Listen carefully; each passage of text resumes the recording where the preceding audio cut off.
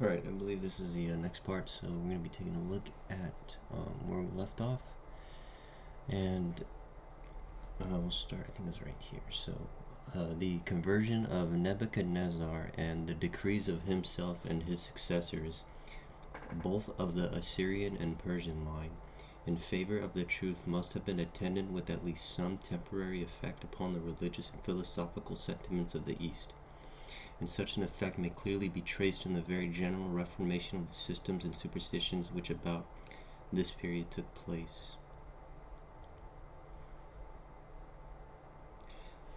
Among the Persians, themselves a Scythic people, this reformation appears to have reanimated their zeal and enmity against the temples and idolatry of their Ionian rivals, and may also have led them to convert the two independent principles of mind and matter into spiritual agents in opposition to one another, and to have revived the unmingled worship of the sun and fire, at first but as an emblem and image of the supreme, though it soon again degenerated into the Sabaism of old.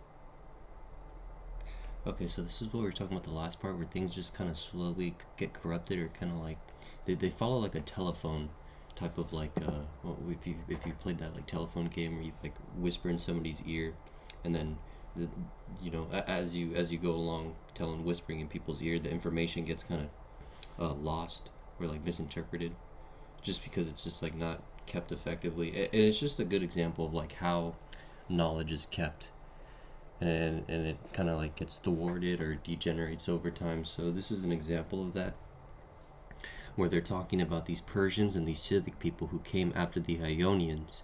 And just like a quick recap, the Ionians are the people who were basically in like Turkey and kind of like Ionia. You could say Greece too, but it was mostly like Turkey and Armenia, and where they they said that Noah had landed in like Mount Ararat.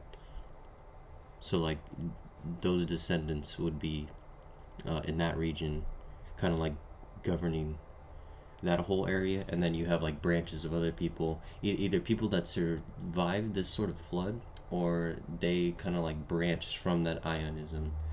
I can't remember if Cory was explicit in stating that, or if that's like explicitly known in like these groups. But from what I can tell is that it's definitely a different and more corrupt group than the original Ionians that had got directly past this type of like knowledge. And then yeah, so just same thing here, talking about like the sun and fire, and like talking about like how it's like, I'm gonna have to look up this word Sabaism, because I'm not sure if I'm thinking of that right. Let's GPT. Let's Because I'm thinking of like Sabbat, and that's like Saturn, but I'm not sure if that's like the right meaning of that word. So Saturn is like Saturday, and then Sabbath, that's the seventh. Um, Sabianism refers to the religious. So I'm gonna try something new. I'm gonna pull up another window right here, and so you guys can like check out what we're looking at. I don't know why I didn't think of this before. I'm just kind of like an idiot. Um, so this is what we kind of get the answer from. So the veneration of celestial objects. So this is like, also this is like a corruption. So interesting. So they're saying that like celestial bodies are like, worshiping the planets, or like depicting the planets as like gods or whatever. That's a form of like corrupting the original intention of the ancient like traditions and stuff like that, which is really interesting, because it's like, so what does that say about like planets and these celestial bodies that existed before all this stuff turned into like a, I guess what Cory's saying, it's like an eventual like corruption or degeneration of like the traditions. And like I wonder how they just viewed the the planets like before all this like corruption. So So these Sabaeans are mentioned in the Quran.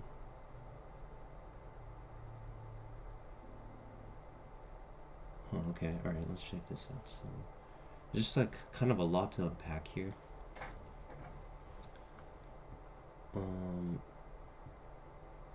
So there's just, I mean, they're saying here it's just like some sort of pagan group that's identified in like ancient texts and stuff like that in early accounts.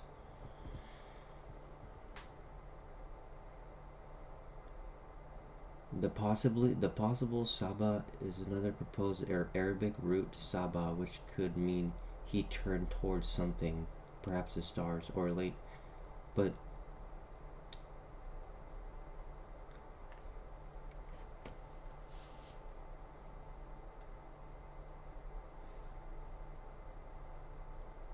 so when I see Saba, I see the word seven, but I mean that's like, so the root words are like kind of important, but I'm gonna ask it real quick. I think is this distinguishable from the Sabati? I think that's how you spell it. Oops, I didn't. I kind of forget some words whenever I type with this thing. That's kind of why I don't like showing it sometimes. Alright. Is entirely distinguishable and unrelated from the Sabbateans. So it's just the core belief, and then Sabbateum. Oh wait, okay. Let me slow down a little bit. Yeah, so worship of celestial bodies, and then centered on the belief that Sabbatai Sebi, a Sephardic Jewish mystic from Simra, was the promised Messiah. Oh, okay. Okay, so this is completely different from that. Yeah, so I've seen this word before, but I don't know the context and the impact that has in those lands, but I have seen this word and I thought it was like the same word, but it's completely different.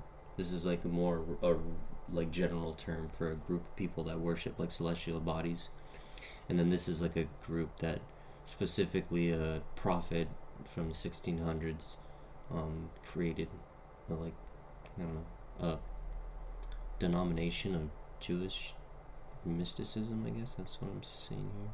So in any case, I don't know if chat. I don't know if it's gonna know like how how they viewed the celestial bodies before. Like I really haven't studied like Sabbaism. I mean, this stuff you really don't really kind of get into unless you do like religious studies and stuff like that. You don't really learn it in general studies. So I mean, this stuff goes beyond just kind of like any type of academic context. You kind of got to look into like just kind of like I'd say the primary sources themselves. But in any case, let's just continue. The Reformation may be traced through Assyria, India, China, and Egypt, and in these amendments and refinements, which were shortly afterwards imported by Pythagoras into Greece. Okay, so that's where he's saying that like this whole Homeric pantheon comes from.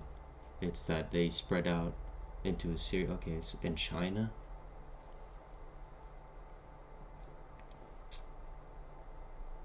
See, I still have like a theory.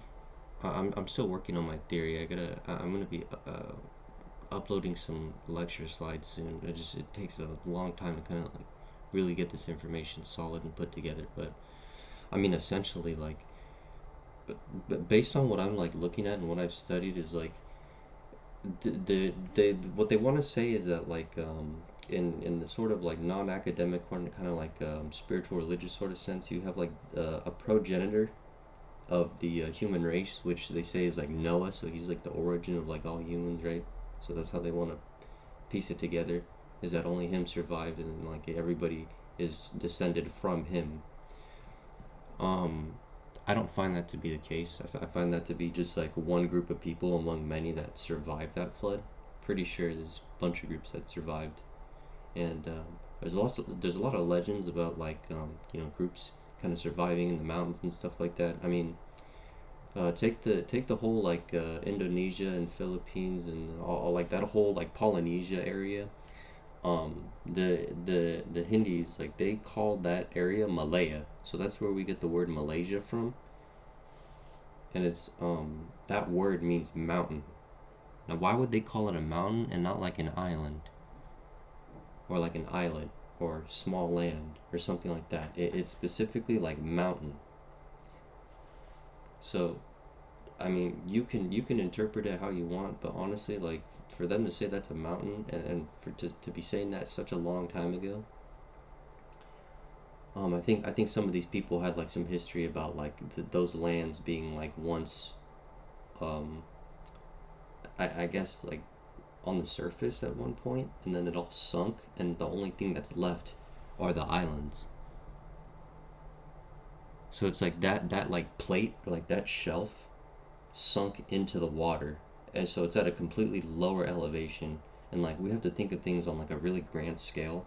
So like it just moved a little bit relative to the earth, into the crust, but for us, that's like a lot.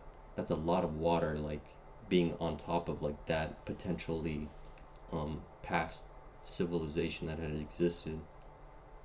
So that's kind of like, uh I'd say it's like kind of like corroborative evidence to kind of support that there were people besides Noah that we descend from,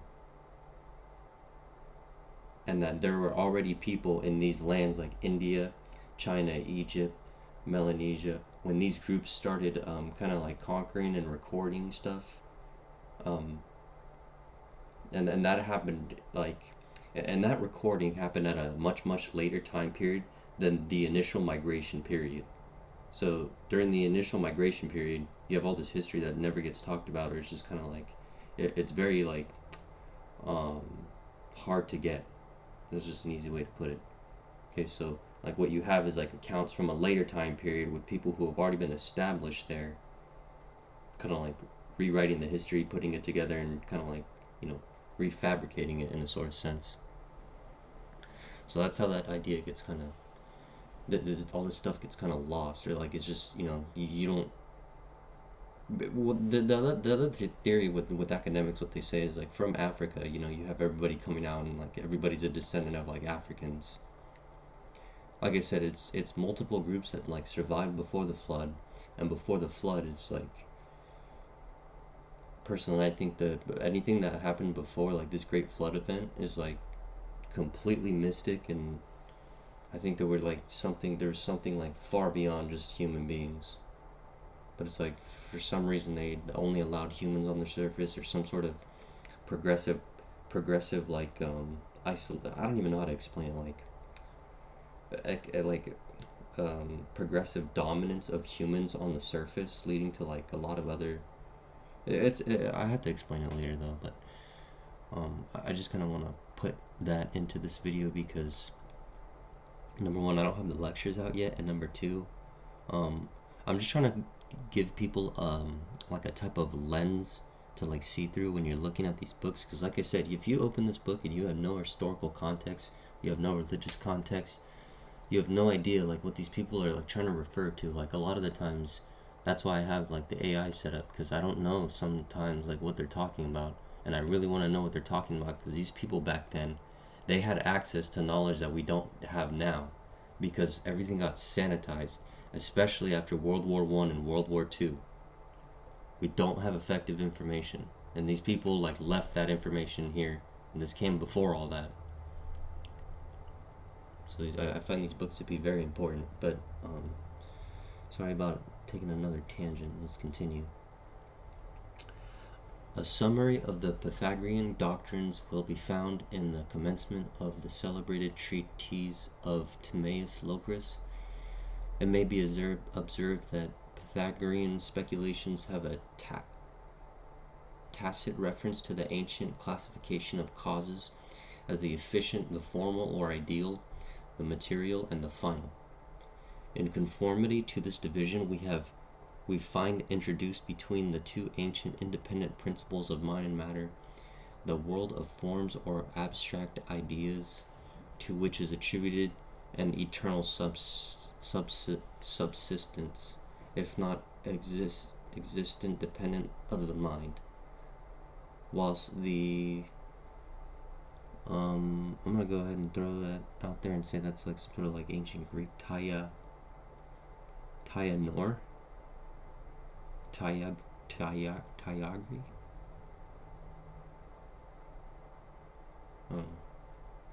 I mean, I could take a screenshot of it. So actually, I don't think I can while I'm recording, so I don't want to do that.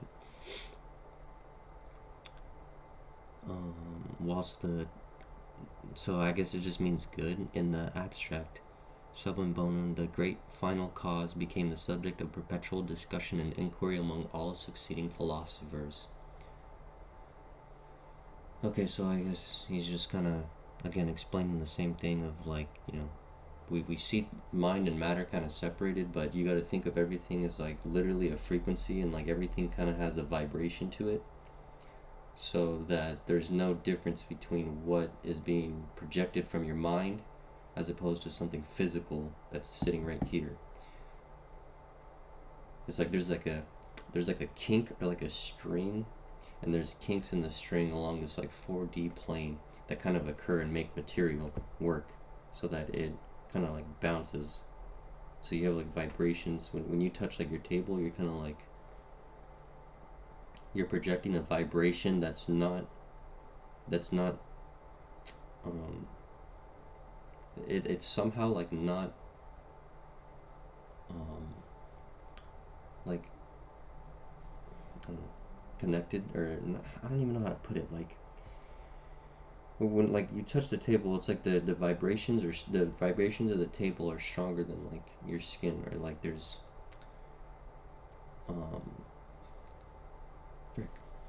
I mean, the only way to explain this is like on a 4D plane, but then you kind of get into chemistry. And by the way, chemistry is like, it's just one way of looking at this world. Don't think that like these ancient people thousands of years ago were using chemistry. They weren't even using anything relatively close to chemistry, I can guarantee that. They were looking at things through like a completely different science. A completely different science. Oh wait, did I skip some? The forms and matter were now substituted for the ancient duad, superior to which was placed the efficient cause as the monad, deity, or demiurgus. This duad was nevertheless regarded as two eternal independent principles, and by their combination the deity formed the sensible world, a living animal composed of soul and body. Subordinate to the duad is the Pythagorean triad, occupying the same relative situation with respect to the duad as in the more ancient systems.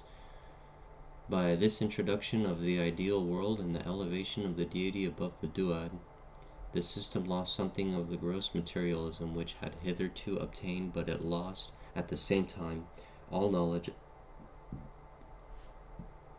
of the ancient triad. Excuse me, let me drink some water. Kind of like break this down a little bit. Again, we're getting into like this really like just kind of unexplainable stuff, man. It's all this mysticism again. I get kind of lost in this stuff because I mean, honestly, it's just kind of explaining abstract thoughts a little bit too much.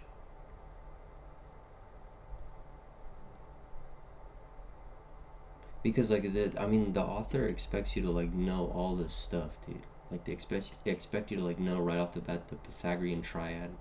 Like we don't use that system anymore at all. I've never heard that term. Like there's just a lot of words like that just don't kind of adhere to me. They're like when they hit my brain, it's like not coherent, and I kind of lose track of what it's saying. That's what I get from a lot of this. I don't know. Someone needs to help me break this all down. Where we at?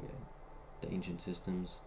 By this introduction of the ideal world and the elevation deity above the duad, the system lost something of the gross materialism which had hitherto obtained, but it lost at the same time all knowledge of the ancient triad, which was now replaced by such triads as were more comfortable to the Pythagorean mode, and of which the persons were often subordinate to, or comprehended with each other, as genera or species. Okay.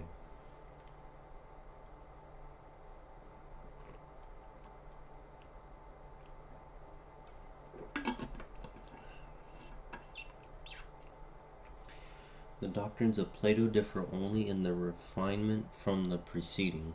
If we admit their Parmenides and Timaeus to embrace his complete system, God and matter, two originally independent principles are held to be, as it were, the extremities of that chain of being which composes the universe.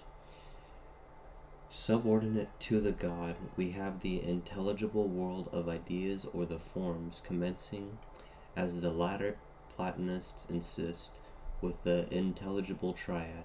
But whether Plato regarded this world of ideas in the abstract as subsisting only within the mind of the deity, or whether he attributed to it a distinct existence without the mind, comprehending different orders of divine superessential beings, may well be questioned. When the deity or demiurgus thought proper to compose the world, he looked to this ideal world as the exemplar, in whose likeness he constructed his new work. He impressed the disordered material chaos with the forms, and rendered a world a living animal, after the pattern of its ideal prototype, consisting of a soul endued with the intellect, and of a body of which all beings comprehended in it.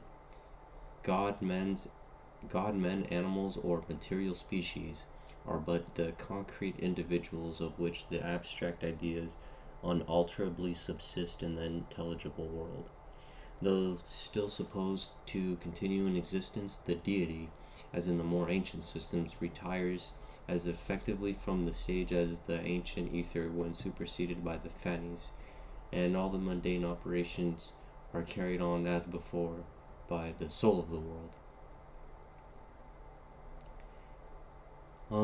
The only thing I can kind of get from that is like the whole Sumerian flood story. So you have like, all these like ancient gods or whatever kind of like discussing about like how they don't want to rule mankind anymore, and so they flooded it, and then they let their descendants, or like kind of like they would appoint kings, or like god kings, king priests, priest kings, to like rule over man, and so like they would have to like follow and adhere to their orders, indirectly, if that's what I'm getting. But I mean, this is, but by saying the soul of the world is kind of like implying like free will. So I guess these more ancient, or I guess not ancient, but these more antiquated books are just kind of, they have a completely different like mindset when it comes to all this stuff, because the way we see it now is just, man, they really covered all this stuff up good. I'll say that.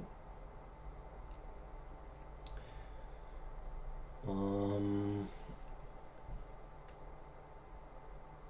don't know if I should read this footer like right after this page. I don't think it's gonna continue to another page, so we'll just kind of read it. We'll read that first actually before we start like continuing to this page. So, existence according to the ancients implies essence, whereas the ideal world was deemed super essential. But I am compelled to use the words to make myself understood, for the English language has not been sufficiently accommodated to these metaphysical subtleties of the Greeks to supply the requisite terms. I find that to be kind of dogmatic. You know what I mean? It's just like, I mean, obviously we can't explain some of this stuff with our words, but like to like kind of like give ode to like the Greeks and just like all these, I don't know, all these like ancient forms. Well, I mean, looking at that, at like English being descended from like these older languages and stuff like that, I mean, that's also an example of like the corruptedness that occurs. but like, you know, him saying like, you know, oh, I can't explain this because the English language doesn't use the Greek words and stuff like that, so it's like it's not um it's not transmissible in the right in this world, I guess, if that's what he's trying to say. Couldn't get that word out, sorry about that. Alright, so let's continue on this page and then go to the next one.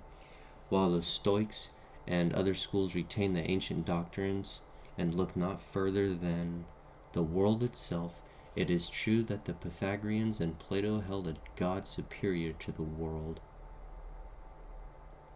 But it is extremely doubtful whether they entertained a sublimer conception of their great immediate efficient cause, the soul of the world, or indeed of soul in general, than the gross materialism of a subtile ether.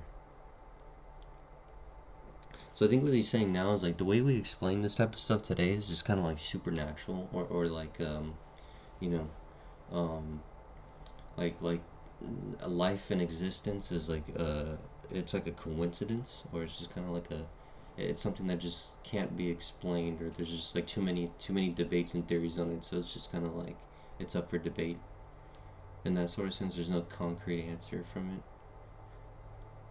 So let's continue. They discouraged likewise the tenet of the succession of worlds, though it was subsequently revived by later Platonists, by whom the deity was supposed at the predestined time to swallow up the world, first the sensible, then the ideal, and lastly the Phanes intelligible triad, and to remain in the solitude of his unity. Much as has been said upon the Platonic Trinity, I must confess that I can find fewer traces of that doctrine in the writing of Plato than his less refined predecessors, the mythologists.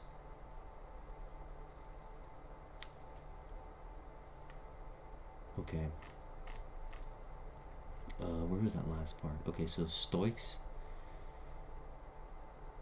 So, I mean, this is probably the most explicit thing that he's probably said in a while. They discouraged, the Stoics, the tenet of the succession of worlds. So what I was saying earlier about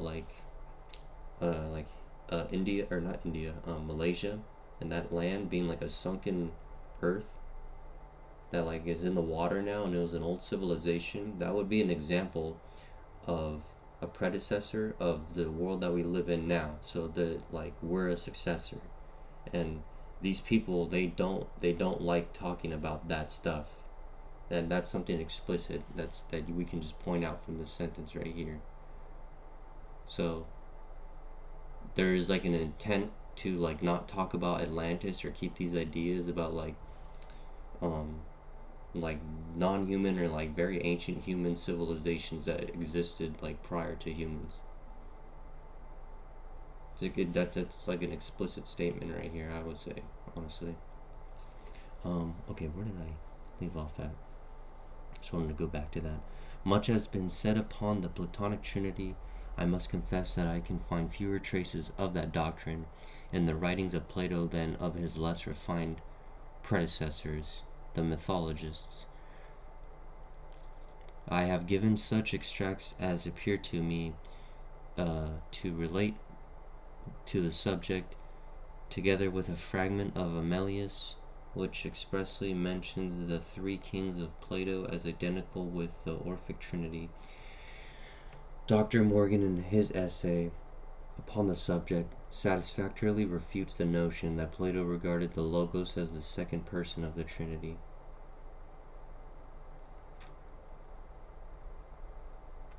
The Logos is like, I think I read somewhere, I don't know if it was like Blavatsky or some sort of like other type of like doctrine that I was like looking at, saying that the Logos is like it's like a world serpent, or it's like a time wheel. I'm not really sure what they're like, so that's an example of all this stuff getting corrupted, man.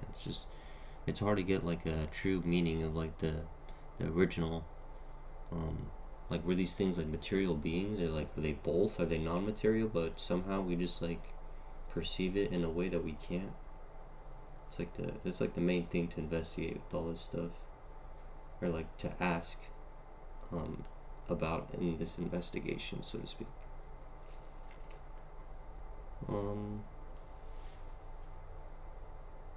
The second, and upon his refutation he denies that Plato held the doctrine at all, more particularly as from the time of Plato to that of Ammonius Saccas in the 3rd century, no disciple of his school seems to have been aware that such a doctrine was contained in his writing. Perhaps, however, we may trace some obscure allusions to it in the beginning of the second hypothesis of the Parmenides, and in the passages which I have given. Though in the latter the doctrines appear rather to refer to the monad and the duad than to the genuine trinity of the ancients. Okay.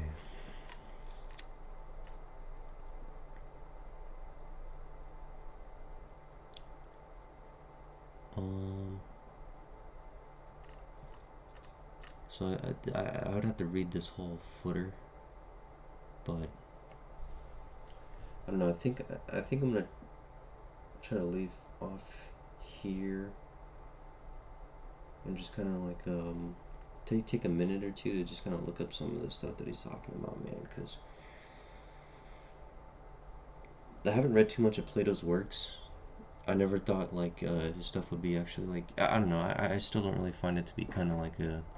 You got to look at like older stuff and then kind of look back at what Plato was saying, because if these guys are if everything's correct, these guys are getting from like information from these older historians and stuff like that.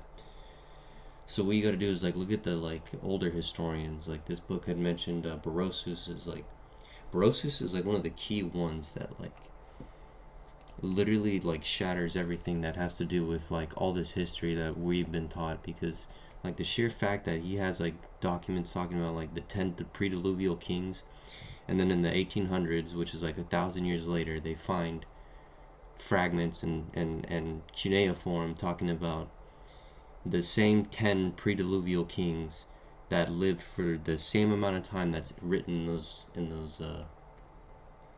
written in Berosus's works. I mean, I don't know how. I mean, the names are slightly different, but even then, like that doesn't even matter. Just the fact that there's 10 kings that lived for so long is like striking.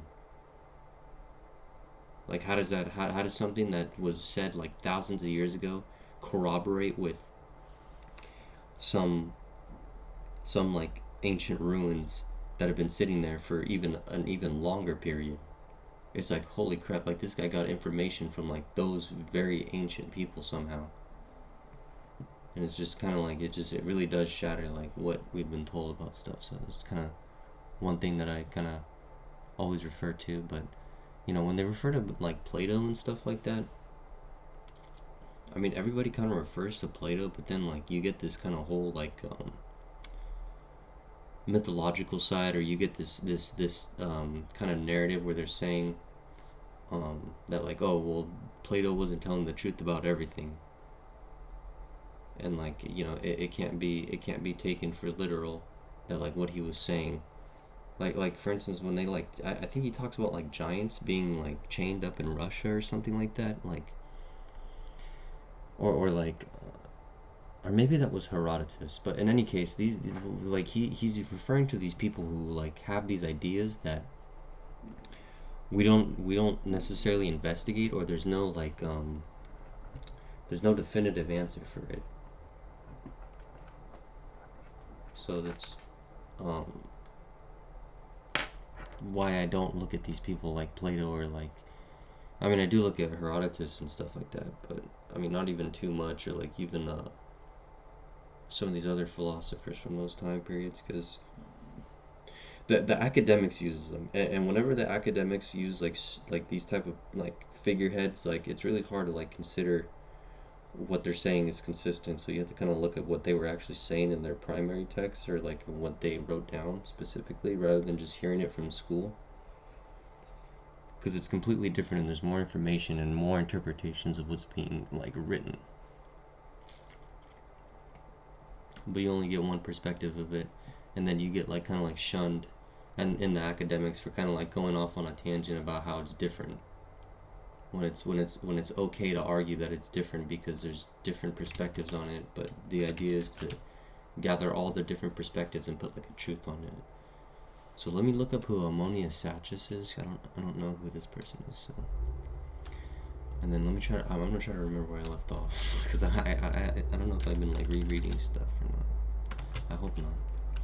Pretty sure I have though. So who is Ammonius Saccas? And then I'm gonna end the video here. And I think I left off. So I'm gonna read the footer on page. I can't read it because there's an overlay over my top of the page thing. I'm trying to like look here. I can't. I think it's like 60 something, but I think we read to here. So given. So I started on though and the latter. So and then I also got to read that footer because that footer's kind of long. It's like the footer goes for like a couple of pages, so I have to read that.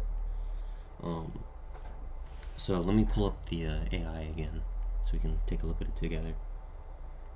Who is Ammonius Saccas? So he's a Greek philosopher from Alexandria. Oh wow, so he's like Ptolemaic.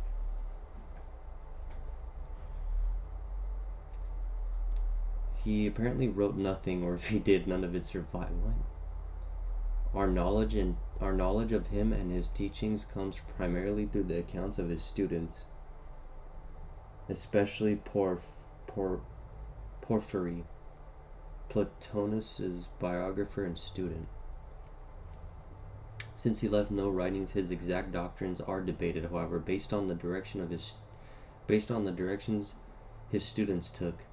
It's believed he focused on reconciling the philosophies of Plato and Aristotle, arguing for their fundamental agreement. This reconciliation became a cornerstone of Neoplatonic thought. Okay, so these are just all philosophers. See, like, it's not really what I'm investigating with these books. We're trying to look at history and like more ancient history, but this stuff doesn't. I mean, unless I take all the time to read it, but I need the AI to like have it like trained to like just read me the information that we're looking for, so that I can start like, or that we can start kind of like inducting or deciphering what's going on. Because like I said, there's just like a lot of debate on this stuff. It's really hard to like get a clear answer, so it's just, and the debates are usually like one side thinks this is like a legitimate source, and then you know that's what they want to just say the debate is about, and then like trying to like argue against it is just effortless. So it's like they pick and choose like what is actual history and what is not, what is mythological, because like we don't see it on an everyday basis anymore. Okay. Pivotal teacher in Alexandria whose ideas approach to philosophy particular. I mean, honestly, like, this was not really much of a dig anyways, I don't think. Unless I have to go through his stuff, because this AI is just not telling us anything that, like, that is, like it seems like he's this Cory, that Cory's, like, kind of pulling from a lot of like Greek philosophers and stuff like that, and people who are just into this. I don't know if this is like, or if these are like early Masonic teachings, or like what these people adopted at a later time and then just kind of like hushed up about this. But this book is like, it's like a compilation of what was being said at that time before everything got like changed. So I mean, when I say everything got changed, it's kind of like people, the academics started like pushing these dogmatic like perspectives on the history now. So we don't even look at some of these like philosophers, and if we do, it's a very mundane description of them. Because like I said, they always like try to like interject like, oh, that's fake, oh that's not a legitimate account, what that person was saying. But I don't know, man, there's a lot to be said that was in the ancient past.